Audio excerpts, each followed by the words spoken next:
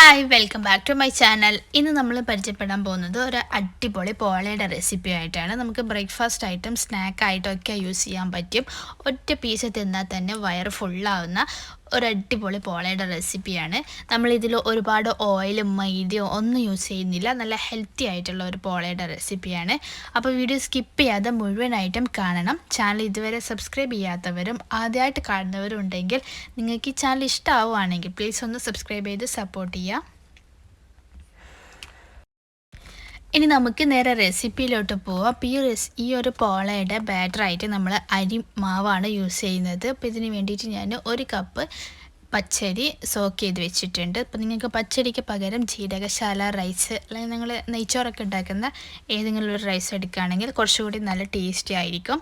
ഈ അരി നന്നായിട്ട് കുതിർത്ത് കഴുകിയെടുത്തിട്ടുണ്ട്. പിന്നെ അതിലോട്ട് 1/2 കപ്പ് തേങ്ങ ചിരവിയതും കൂടി ചേർത്ത് കൊടുക്കുക.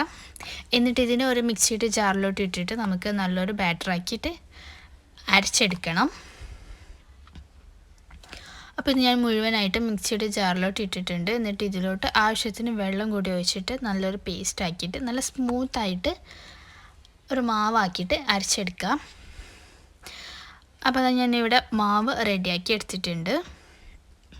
ഒരുപാട് ലൂസാവാതെ എന്നാൽ ഒരുപാട് ടൈറ്റിലും ആക്കണ്ട. അത്യാവശ്യം ഒരു മീഡിയം ലെവലിൽ മാവ് അരച്ചെടുക്കുക. എന്നിട്ട് അതിലോട്ട് ആവശ്യത്തിന് ഉപ്പും കൂടി ചേർത്തിട്ട് നന്നായിട്ടൊന്ന് മിക്സ് ചെയ്ത് മാറ്റി വയ്ക്കാം. അപ്പോൾ ഇതിൽ ഈ ഒരു പോള നമ്മൾ മൈദ ഒക്കെ വെച്ചിട്ട് ബാറ്റർ ഉണ്ടാക്കുന്നില്ലേ, അതുപോലെ ചെയ്തെടുക്കുക. അപ്പോൾ ഇതാണ് കുറച്ചുകൂടി സിമ്പിളും ഹെൽത്തി ആയിട്ടുള്ളത്. അപ്പോൾ ഇനി ഇതിലോട്ട് മസാല റെഡിയാക്കാനായിട്ട് ഒരു പാനിലോട്ട് 2-3 ടേബിൾ സ്പൂൺ ഓയിൽ ഒഴിച്ച് ശേഷം ഒരു വലിയ സവാള ചെറുതായിട്ട് ചോപ്പ് ചെയ്ത് ചേർത്ത് കൊടുക്കുക. കൂടി തന്നെ ഇതിലോട്ട് ആവശ്യമായിട്ടുള്ള ഉപ്പും കൂടി ചേർത്തിട്ട് നന്നായിട്ട് നല്ല സോഫ്റ്റ് ആകുന്നത് വരെ വഴറ്റിയെടുക്കാം. അതിനുശേഷം പിന്നെ പച്ചമുളക്, ഇഞ്ചി, വെളുത്തുള്ളി ഇതൊക്കെ ഒരുമിച്ച് പേസ്റ്റാക്കിയിട്ട് ചേർക്കുകയാണെങ്കിൽ അങ്ങനെ ചേർക്കാം, അല്ലെങ്കിൽ കട്ട് ചെയ്തിട്ട് ചേർത്ത് കൊടുക്കാം. അപ്പോൾ ഞാനിവിടെ പേസ്റ്റായിട്ടാണ് ചേർത്ത് കൊടുത്തിട്ടുള്ളത്. എന്നിട്ട് അതിൻ്റെ ആ ഒരു പച്ച മണം മാറുന്നത് വരെ ഒന്ന് വഴറ്റിയെടുക്കാം.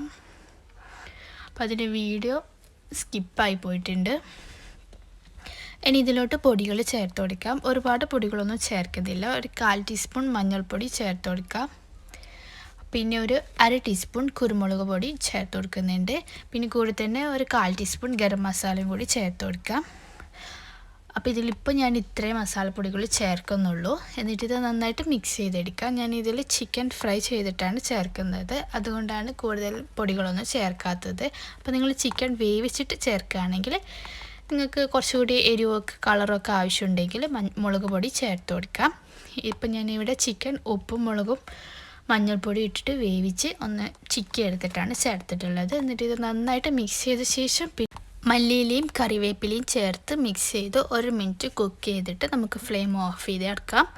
അപ്പോൾ നമ്മുടെ പോളയിലോട്ടുള്ള മസാലയും റെഡി ആയിട്ടുണ്ട്. ഇനി നമുക്ക് ഈ പോള എങ്ങനെ സെറ്റാക്കി എടുക്കുന്നതെന്ന് നോക്കാം. അപ്പോൾ ഞാനിതിവിടെ ഒരു ചെറിയൊരു ഫ്രൈ പാനിലാണ് ചെയ്തെടുക്കുന്നത്. നിങ്ങൾക്ക് സോസ് പാനിൽ ചെയ്തെടുക്കാം, കുക്കറിലും ചെയ്തെടുക്കാം. അപ്പോൾ ഇത് നന്നായിട്ട് ചൂടായ ശേഷം പിന്നെ നമ്മൾ റെഡിയാക്കിയിട്ടുള്ള മാവ് 1-2 സ്പൂണ് ഒഴിച്ചു കൊടുക്കുക.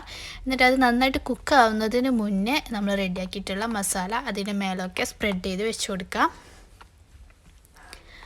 നിങ്ങളുടെ ആവശ്യത്തിനനുസരിച്ച് മസാല വെച്ച് കൊടുക്കുക. എന്നിട്ട് ഇതിൻ്റെ മേലെ ഒരു ലെയറായിട്ട് മാവ് ഒഴിച്ച് കൊടുക്കുക. നമ്മുടെ മസാലയ്ക്ക് അത്യാവശ്യം നന്നായിട്ട് കവറാവുന്ന വിധത്തിൽ ഈ മാവ് ഒഴിച്ച് കൊടുക്കുക. ഇത് ഡെക്കറേറ്റ് ചെയ്യാൻ മല്ലിയിലയോ ക്യാപ്സിക്കോ എന്താ നിങ്ങളുടെ ഇഷ്ടം പോലെ ചെയ്തെടുക്കുക. എന്നിട്ട് ഇത് അടച്ച് വെച്ചിട്ട് ഒരു 10-25 മിനിറ്റ് ഒന്ന് ലോ ഫ്ലെയിമിലിട്ട് കുക്ക് ചെയ്തെടുത്ത ശേഷം പിന്നെ ഇതിൻ്റെ മുകൾ ഭാഗം ഒന്ന് തിരിച്ചിട്ട് ഒരു 5 മിനിറ്റ് കൂടി കുക്ക് ചെയ്തെടുക്കുക. അരി ആയതുകൊണ്ട് തന്നെ നല്ല ടൈറ്റിലല്ലാത്തതുകൊണ്ടും പെട്ടെന്ന് കുക്കായി കിട്ടും. അപ്പോൾ നല്ല ഹെൽത്തി ആയിട്ടുള്ള ഒരു സിമ്പിൾ ചിക്കൻ പോളയുടെ റെസിപ്പിയാണിത്. അപ്പോൾ വീഡിയോ ഇഷ്ടമായിട്ടുണ്ടെങ്കിൽ ലൈക്ക് ചെയ്യാനും ഷെയർ ചെയ്യാനും മറക്കരുത്. അങ്ങനെ തന്നെ ചാനൽ ഇതുവരെ സബ്സ്ക്രൈബ് ചെയ്യാത്തവരും ആദ്യമായിട്ട് കാണുന്നവരും ഉണ്ടെങ്കിൽ ഒന്ന് സബ്സ്ക്രൈബ് ചെയ്ത് സപ്പോർട്ട് ചെയ്യുക. കൂടെ തന്നെ ഇൻസ്റ്റഗ്രാം പേജ് ഒന്ന് ഫോളോ ചെയ്യുക.